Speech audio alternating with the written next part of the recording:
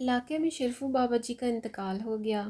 جنازہ تیار ہوا اور جب اٹھا کر قبرستان جانے لگے تو ایک آدمی آگے آیا اور چارپائی کا ایک پاؤں پکڑ کر بولا، مرنے والے نے میرے 15 لاکھ روپے دینے ہیں، پہلے مجھے پیسے دے دو پھر اس کو دفن کرنے دوں گا۔ اب تمام لوگ کھڑے تماشا دیکھ رہے تھے۔ بیٹوں نے کہا، مرنے والے نے ہمیں کوئی ایسی بات نہیں بتائی کہ وہ مقروض ہے، اس لیے ہم پیسے نہیں دے سکتے۔ مرنے والے بابا جی کے بھائیوں نے کہا، جب بیٹے ذمہ دار نہیں تو ہم کیوں دیں؟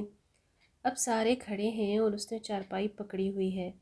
جب بات گھر کی عورتوں تک جا پہنچی، مرنے والے بابا جی کی اکلوتی بیٹی نے جب یہ بات سنی تو فوراً اپنا سارا زیور اتارا اور اپنی ساری نقد رقم جمع کر کے اس آدمی کے لیے بھجوا دی اور کہا، اللہ کے لیے یہ رقم اور زیور بیچ کر اس کی رقم پوری کرو اور میرے ابو کا جنازہ نہ رکھو، میں مرنے سے پہلے سارا قرضہ ادا کر دوں گی، باقی رقم کا جلد بندوبست کر دوں گی۔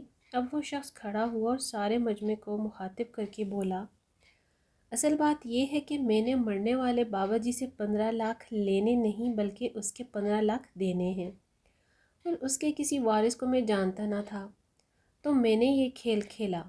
اب مجھے پتہ چل چکا ہے اس کی وارث ایک ہی بیٹی ہے اور اس کا کوئی بیٹا اور کوئی بھائی نہیں۔ اب بھائی منہ اٹھا کر اسے دیکھ رہے تھے اور بیٹے بھی۔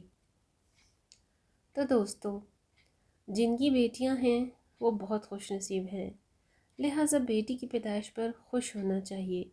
بیٹیوں کی شریعت میں بہت فضیلت بیان کی گئی ہے۔ ویڈیو اچھی لگے تو آگے ضرور شیئر کیجیے گا۔ نیکسٹ ویڈیو تک اللہ حافظ۔